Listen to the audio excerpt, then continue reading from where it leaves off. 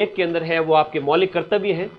फिर आपके संघ आ जाता है, कार्यपालिका, संसद, राष्ट्रपति, 52 से लेकर 151 तक। और फिर भाग 6 है, उसमें स्टेट आ जाते हैं। तो अनुच्छेद 152 से 237 तक स्टेट की जो है आपकी राज्यपाल, उच्च न्यायालय, कार्यपालिका सब चलती है। लेकिन सेंट्रल की बात करें तो 52 से लेकर 151 टोटल 100 अनुच्छेद यहाँ हो जाते हैं। और यहाँ लगभग 80-90 अनुच्छेद इसमें हो जाते हैं। भाग 8 के अंदर केंद्र शासित प्रदेश है। भाग 9 में पंचायतें हैं। भाग 9(1) के अंदर आपकी कौन सी हो जाती है? नगर पालिकाएं हो जाती हैं। ठीक है। भाग 10 में अनुसूचित जाति, ये छोड़िए, ये बाकी ज्यादा इंपॉर्टेंट है नहीं। ठीक है। आपातकालीन प्रावधान यहां पर हो गया। ठीक है। 10, 11, 12, 13, 14, 15, 16,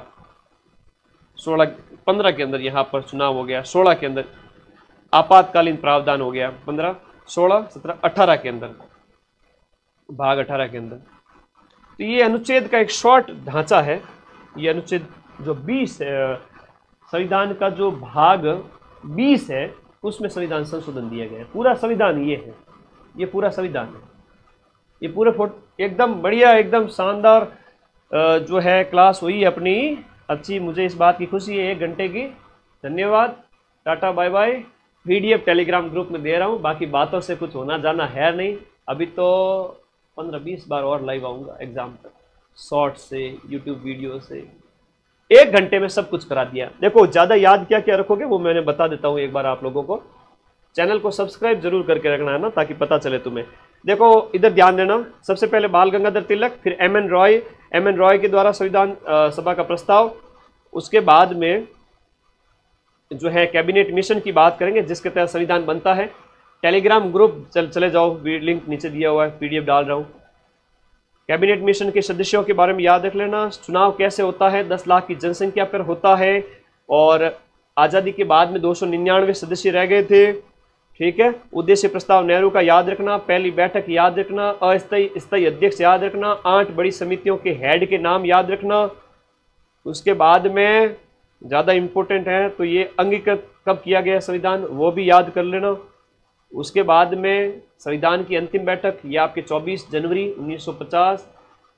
क्या क्या अपनाया गया था, सारी चीज़ें, कितने सत्र हुए, कितनी बैठक हुई, मूल रूप से संविधान में क्या क्या था, और ये प्रस्तावना वेरी इंपॉर्टेंट है। उसके बाद में हमारे प्रस्तावना, ये संविधान के अंदर क्या क्या अनुच्छेद है, कितने भाग हैं, संविधान की विशेषताएं हैं। ठीक है। और ये मूल अधिकार याद कर लेना। फिर नीति निर्देशक तत्व, मौलिक कर्तव्य, भाग 4 क के अंदर, और भाग 4 में नीति निर्देशक तत्व। 7वीं अनुसूची में शक्तियों का बंटवारा क्या है? शक्ति विभाजन। बोलो मेरे साथ साथ, अपने आप याद होगा, याद होना पड़ेगा। अनुसूचियां 12, जिसमें आपकी 5वीं, 7वीं, 8वीं में भाषा, 10वीं में दल बदलन, 11वीं 12वीं में ग्राम पंचायत और पंचायती राज। संविधान के स्रोत याद कर लेना, जिसमें मूल अधिकार मोस्ट है। ठीक है। मूल अधिकार, नीति निर्देशक तत्व वगैरह। और इसके अलावा बात करूं तो मैं समवर्ती सूची है, आपातकाल वगैरह, और संविधान संशोधन और मूल कर्तव्य। अब ये जो रसिया से याद रहेगा ना सभी को। धन्यवाद। और ये पूरा ही संविधान बता दिया यहाँ पे। अब पीछे कुछ बचा है तो बता दो। ऐसी क्लास तुम्हें यूट्यूब पे कहीं मिलेगी नहीं। अपने इस चैनल को सब्सक्राइब करके जुड़ जाओ। सारी क्लासें लगा दूंगा, पॉलिटी क्या, हिंदी क्या, कंप्यूटर क्या।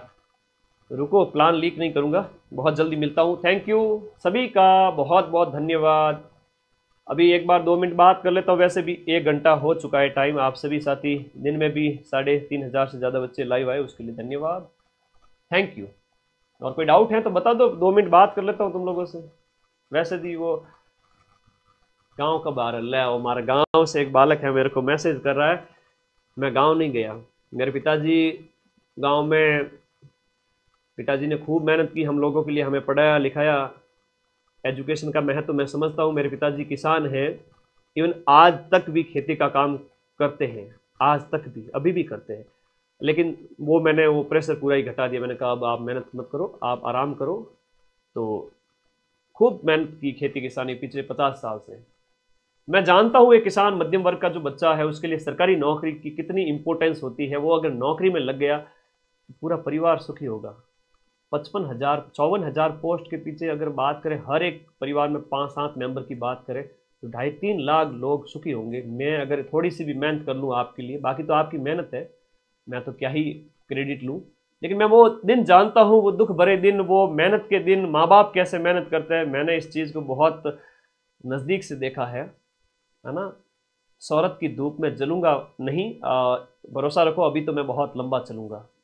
इसीलिए कि कोचिंग इंडस्ट्री के अंदर टेलीग्राम में नंबर 1 हो चुका है माइंड मैप, आपको पता है, सिर्फ और सिर्फ 1 साल के अंदर। और पूरे राजस्थान की 10 से 20 साल पुरानी कोचिंग संस्थान को पीछे छोड़ के सिर्फ 1 साल में टेलीग्राम ग्रुप नंबर 1 हो चुका है, और यूट्यूब पे अगले साल नंबर 1 हो जाऊंगा, चिंता ही मत करो। ये सब आप लोगों का प्यार है कि आप सही कंटेंट जहां मिलता है, जहां से क्वेश्चन मिलते हैं, आपको भरोसा हो चुका है, देसी घी में और डालडा में अंतर आपको पता चल चुका है, तो जीवन में सक्सेस हो ही जाओगे। आपको धोखा कहीं मतलब लग जाए कि यहाँ हो सकता है कि यहाँ किस तरीके से कोर्स है, वो आपका निर्णय होना चाहिए, कहाँ कोर्स ज्वाइन करना है, कहाँ नहीं करना है, कहाँ पढ़ना है, कहाँ नहीं पढ़ना है।